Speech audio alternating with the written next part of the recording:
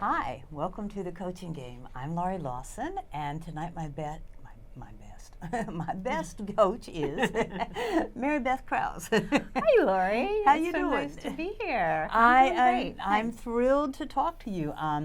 Maribeth contacted me after she saw a friend of hers on the show, and I said, "What you want to talk about?"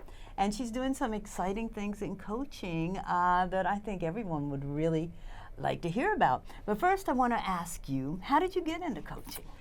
Well, I was working in an association, and our executive director thought that the senior staff should have a coach, so she offered us the opportunity, and I took it.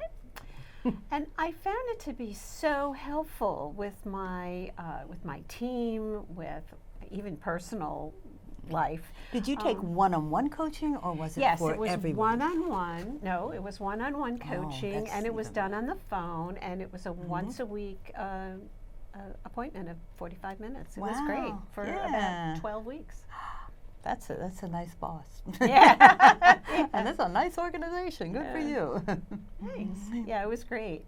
So I saw how valuable it was. It was so valuable for me. And I was coming towards retirement, and I wanted to continue working and to give back. So I took my coach training at NYU in New York City. And then I went on from there and got my ACC from the International Coach Federation. You So just here I did am. it all right. And didn't you not, because I know I'm going to ask you because I know. We talked about this. Were you not also the president of the Long Island Coaching Association? I was. I was Yeah. the president out there, and I served several roles, and I'm still active with them as the past president. I'm still involved. It's a great organization, and the people are great, and it's really, it's fun. Sometimes it's stressful, but it's basically fun. As president, it's definitely stressful. Participant, true. that's nice. Yeah, But the president part, oh, that's all right. But well, you know. so you got turned on to coaching, and then you decided this is what I want to do. I did.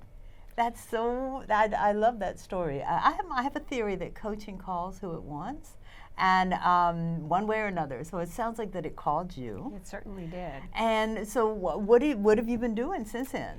Well, you know, it takes a while to find your niche, but I discovered that I work most effectively with, and I partner most effectively with, women who are going through transition. Smart, savvy, creative women who are either going through a career transition, a life transition, or they're coming to the end of their career. They don't want to retire, they want to refire, and I want to help them refire. Refire, not retire. I like that.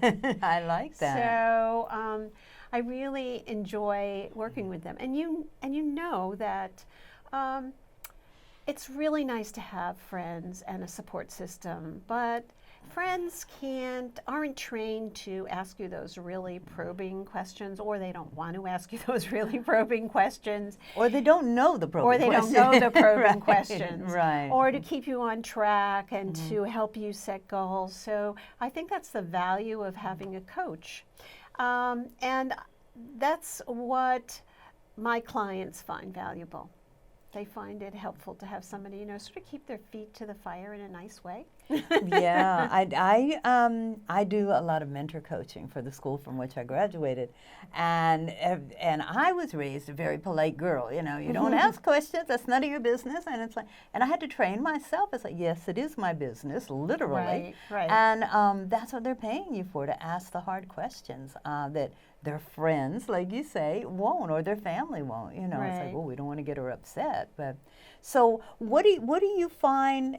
What do you find is like one of the, well, a couple of the major issues that people have when transitioning, either voluntarily or, you know, by chance? Well, you know, I think part of the problem in the 21st century is that everybody's always dealt with transitions. You deal with transitions. You have a child, you move, you get in your house, et cetera, et cetera. But transitions come so quickly now. They're like really, you know, I mean, look at look at social media or anything else. It's just like wham, wham, wham. And I think that that's the biggest issue. People are faced with so many quick, one after the other, and they start to feel frustrated and stressed by them. They start to question, their inner voice. What's going on with me? What's happening? And they need help to get back on track. So when I work with my clients, I started doing something where I say, okay, let's calm down. Let's step back. Deep breath. Yeah, yes. deep breath. Step back, and let's take a look at where you are and who you are. And so I do a variety of exercises with them because people like to sort of get their hands dirty and try things out. Well, yeah, participate, especially if it's on a one-on-one, and maybe not in a group, but definitely they want to be a part of, and that's what coaching is. It's partnering with the person to get them where they want to be. Exactly. So depending on the person, I've used journaling, mind mapping. People like mind mapping when they see the whole thing, just to get a picture of where they are. Explain that to me. I've heard it, but I'm not sure what it is. Okay, so and it's used in a variety. I actually took a business planning course, and the gentleman used the professor used mind mapping. He had been a coach too, but they're everywhere. They're everywhere. They're using everything. Right? So you start. It really is a map. It looks like a spider web when you're done. You start with you in the middle, and then you put things like community, business, family, etc. And for instance, I'll give you an example. My son's getting married next year. So my project is to get a dress. And there's a lot of other stuff going on in my life too. So it would be, what's involved with getting that dress? Who do I have to ask? What color? Yes, so at the end of this process, they see a whole picture of themselves and where they are. And then they can move from that. They pick what they want to work on. They develop, they start to explore different things. I mean, you don't explore so much with a dress, but if you were, depends on how many times you go, yes. That's right. There's a whole television show based on that, Say Yes to the Dress. That's right. I went there with my daughter. Did you really? To be, yes, it was a hoot. Anyway, so they take the area that they see that they want to work on, and they start to explore different things. They look at it, they investigate things, and they take it and they make a plan for themselves. They set up goals for they outline their projects, they set up goals for what they want to achieve, and then they start to execute these goals. And they try things out, and they come back, they evaluate, they talk about it, they see what they want to do. I would think you would also be able to, if you had it all mapped out, be able to eliminate unnecessary steps, right? That they can too. And they, when you put everything down, they start to prioritize. They say, well, I'm not going to be an astronaut. I mean that's a funny example, but there are things that they'll look at and they say, well, maybe that would be nice, but maybe not now. Maybe later, but maybe not now, or maybe not ever. Whatever. Right. But they can really get a big picture. It gives them a visual. And a lot of people are visual and like that. Yeah, definitely. So you use mind mapping. What are some other techniques that you use? I've used vision boarding also. Oh, I keep saying I'm going to take a class. There's no class. You just do it. And I keep saying I'm going to do that. But I did a vision book, and in retrospect, it's amazing some of the things that you actually bring to fruition. Right, and you keep it in front of you. I mean, part of it is not just to draw it or to have a vision board or to do anything, to journal, and then you put it in a closet somewhere. Right. They keep it in front of them. It's a reminder. They see what they want to do. They pick up different things at different times. It's amazing when you have it in front of you. You really do execute things. Focus, I guess, yes, right? It's focus. And it keeps you focused on it. It's focus, and it reminds that you can do it over, you can add to it, you can explore different areas. You can paste over the pictures. You can paste over the pictures, you can cross it out, right. Check it off when you've done it. But it really does help, and it kind of, I think what what I like best about it is it sort of removes you to get a better perspective. You can it's sort of like looking down on something as opposed to having it right in your face, but you can visualize it. So it's a little bit away from you and you can get a better perspective on it. Or looking up. Yeah. Or looking up. Or sideways. Yeah, however. whichever way, as long Right. as you're looking at it. Right. Oh, I like that. So So you're just really bringing, because I find that when you talk about transition, part of the problem is people don't know what they're transitioning to. correct. They know that, oh, I've got all this space or this time or, whatever the case is, or money. Wouldn't that be nice? That would be nice. Yeah. I'd like to have that problem. Yeah, that's a problem. But and it's like, okay, now what? So I think definition probably of the goal, it might be one of your first steps. Right. Yeah. But they also need to explore. They have to look at different absolutely things right. and have fun with it. And also, if you can do something like a vision board or a mind map, it's kind of fun and it's tactile. So you're getting more senses into what you're doing, and I think it helps you. And then you can step back and you can ask them some hard questions, because it's difficult. To make a transition is one of the most difficult things you can do. And you want to make sure you've looked at things. So at that point, you have the opportunity to step back, and you can go deeper, and they can go deeper. And when they have it in front of them, they see it, and it's also they see what progress they're making, which I think is really helpful to people. Definitely. They used one of my favorite words, and that's fun. And I think my tagline is, coaching is life-changing business, but that doesn't mean you can't have fun while you're doing it. That's right. And a lot of times people think, oh, I've got to get really, I think they equate it to the psychiatrist chair, and it's like, oh, I've got to really go through horrible things and cry, and you don't. You really don't. You don't. I think that's what's important about coaching. With therapy, you're going backwards, you're looking at your past life, you're digging. Coaching is forward thinking. You're just start here and move it. And you're going to move forward. And that doesn't mean that your past isn't going to come up and bite you, but it's still you'll be moving forward, and you can deal with those obstacles if indeed they pop up. Right. So I think that's one of the most important things about coaching. Is I that it's agree. Forward moving. And I think that's probably why coaching has finally not finally, it's been around for a while, but has caught on so much, because it really is a quick moving way to transition and change and expand and whatever else you want to get out of it. Also, it's your agenda. It's not my agenda or your agenda. It's the person who's going through the coaching. It's their agenda. It's what they want to do. Nobody's telling them what to do, so they can own it. I think that's a sense of power and self-fulfillment that you don't get from some other modalities. Well, yeah, I love that, because I think in other modalities you're dependent on other people and they're leading you, whereas here this is more like a partnering again, like we said. Correct. Yeah.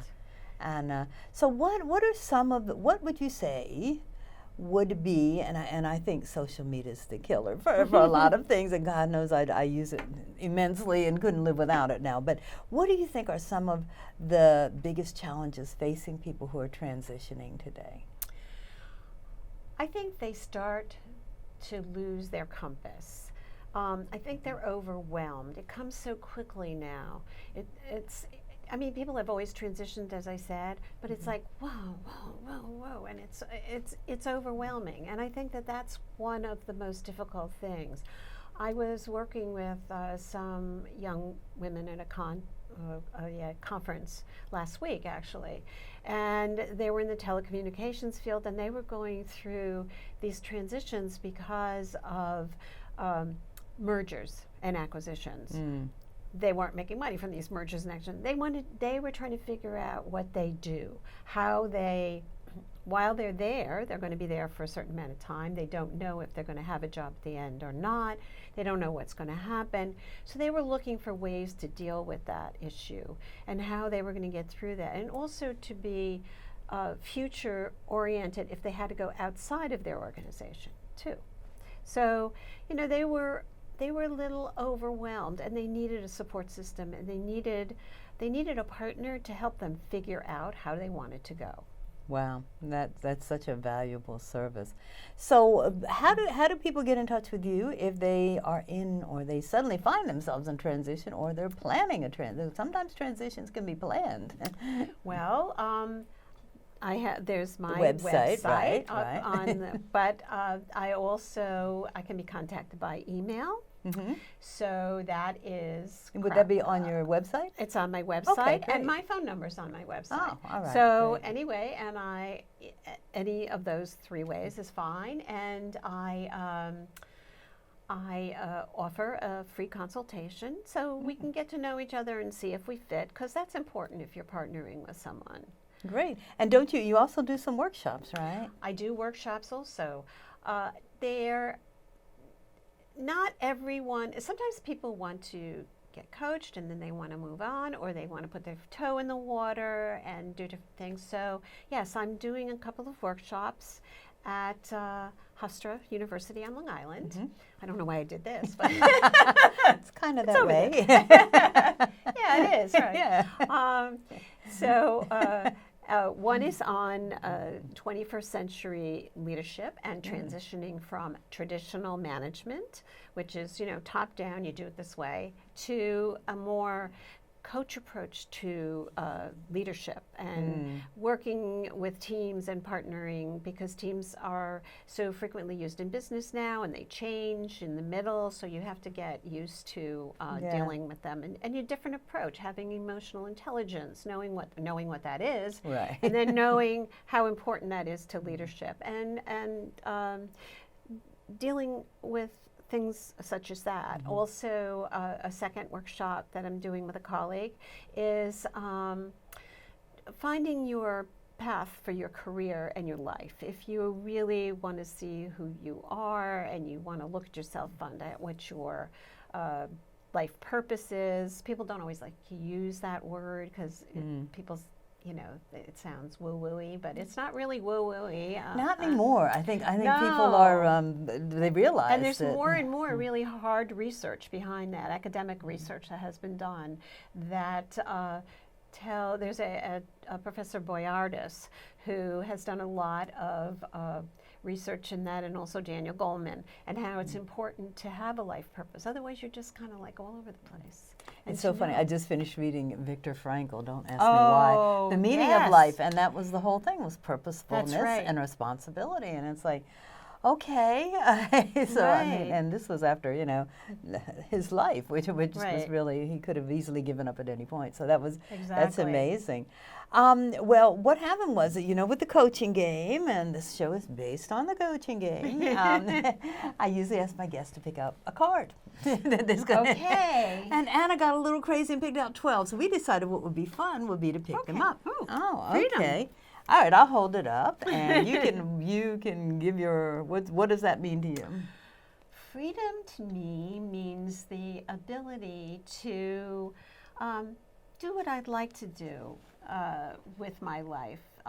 That I don't mean go out and do something that's rob banks. Rob banks. No, I'm not going to rob banks. But just that I can pick and choose where I want to put my energies and use my knowledge. I was in business in not-for-profits for well over 25 years, and I learned a lot, and I want to share that. And the freedom to me in this context means freedom to be able to share that and to work with people that I really like to work with, because I don't have to work with people I don't like anymore. I know. And how long does it take us to learn that lesson? And then you have to keep reminding yourself, wait a minute, I don't really want to be in this situation, and I don't have to be, which is the nice part. So, all right, I'm gonna do one, and then you can tell me if I'm right, or no, you can tell me what because these are your cards, really. But let's see. This was a lot of fun to do. Wasn't it? Yeah. Focus. We talked about that, and how distracting social media can be, and how distracting all the bombardments of email and phone calls and text, and I think it's great that there's someone named Maribeth out there helping people focus, because that's so.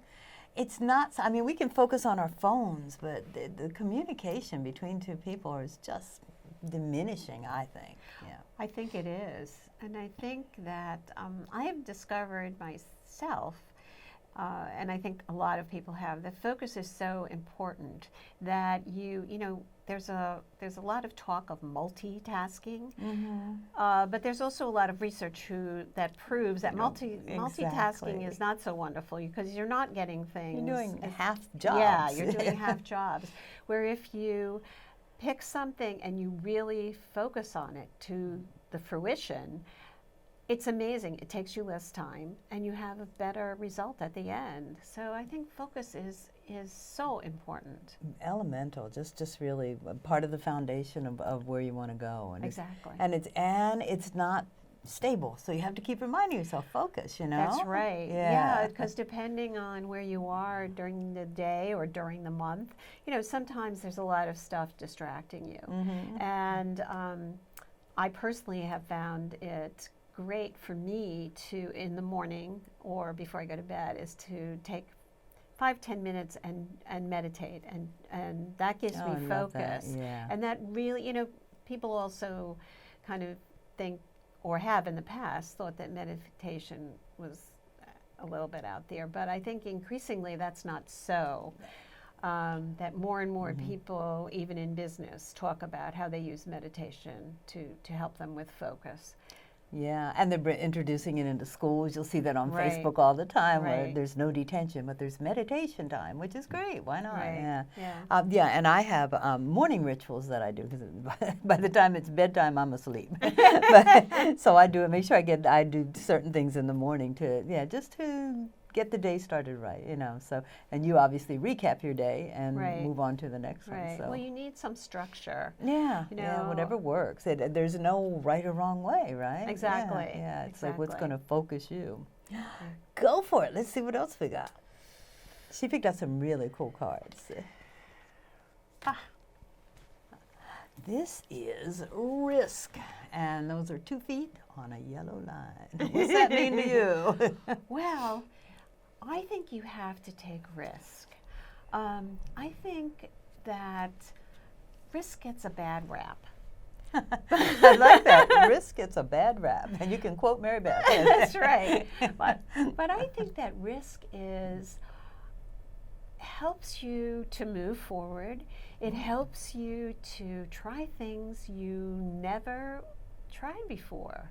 It's really fun. I had an opportunity to be in a fashion show a week ago. Oh, and cool. I haven't done that. And I thought, oh, God, do I now? really want to do this? Now? And then I said, oh, what the heck? I'm going to go do it. And it was such fun. There were a group of women who got together, and we did this for an organization, and we had such fun with it. And I'm glad I did it instead of said, no, I can't do this. So that's kind of a fun thing to do, but also to take risk with what you want to do, where you want to go. If you don't take some risk, you never move forward. I agree, and it's different. I'm not sure how you define it, but it doesn't mean like, okay, I'm going to take a risk and jump off the cliff and see where I end up. Or I'm going to take all my money. And it's and go to Vegas. Yes, that's just a risk going there right now. But so it's not calculated either. But I think when you feel that little nudge about, oh, I shouldn't do this because when you're doing the should thing, it's like, you know what, it's probably time to take a risk. Yeah. It's probably time. And time phase, it's like, if not now, when? So when would you be doing that? Exactly. Yeah. Exactly. Yeah, risk is important. You do really push yourself forward with it. I love that. It's like kind of like a propellant. Yeah. It is a propellant. It's like, and I like that, and yeah. And also, I don't, people will say, oh, if I take a risk, what happens if it doesn't work out? Well, if it doesn't work out, you've learned something. I love the 409, the 409 cleaner, and it's like that title came from because he did that 408 times and it didn't work. 409 was the formula that he wanted to put out there. Right. So it's like, I don't know if I'd have that kind of stamina, but I'm glad he did because I like to use it. So yeah. Well, and it's I believe it was Thomas Edison who said, someone said, oh, you had so many failures, and he said, no, I just looked at it as more opportunities. I learned how to not do this. How to not not do it. 103 times, yeah. Right, right. And so that's important. I think people don't value it don't value risk as much as they should. Well, I'm really liking that card now because it's like it is a value. You're right. It's a value that it's an opportunity to learn. It's an opportunity to learn. It's an opportunity to fulfill a dream. It can be both, So that's right. You don't just sit there and read a book. No, I'm sure regrets will be at the end things you didn't do, not things you did. So go for it. Yeah, that's right. I think so. I'm gonna do this one. I don't know why it's hanging out there. Oh, because I can't reach it. I don't get it. Oh, intuition. Intuition. I have a problem with this. I have a problem because I want to think I'm intuitive, but then it's like, really? Are you listening? Are you making this up? I'm so amazed how the brain can rationalize anything it's doing at any time. And it's like, are you just doing this to me because you want to do this? So intuition, and I know there are people who teach intuition. So what's your thought on intuition? Well, I've never been taught intuition, but I've had a really interesting experience with intuition because I always felt that, and I operated on intuition a lot. And then I had a boss who did not operate on intuition. And so it was a struggle for me because I would... Just the facts. Yeah, I had a boss that did, and then when she was no longer there, I got someone who didn't. And it was difficult for me. It was really difficult for me to transition because I didn't want to give up my intuition because it had worked really well for me. But then I had to explain it. And sometimes it wasn't easy. Hard to do, yeah. It wasn't easy to explain this gut feeling is what, I would go to hire somebody and they'd say, well, you have to write up this thing. And I'd go, I just have it in my gut. So that I struggled with intuition, but I really tried not to let it go. Even though I had to justify it, I tried to find a way to justify it and to work around it because it had been so important for me and it had worked so well for me that I didn't want to let it go. You know what I just combined this with? Risk. Intuition. It's like, so what if you're wrong? Do you know what? It's like, okay, then you go, all right, that was a bad intuitive thought. I love that. Okay, learn that. That doesn't, you're not really that intuitive. Or in this case, you're not really that intuitive. Believe it or not, we have 28 seconds. So I know. So we'll have to have Maribeth Part 2. But I want to encourage you to go to her website because I think you can see that she's offering some stuff, but you can have a little fun while you're expanding and growing. I want to thank you so much for being on the show. It really was fun, and I love that we got to pick some cards. Thank you. This was really fun. Wasn't it? Yeah. Thank you for having me. Thank you, Maribeth. It was great.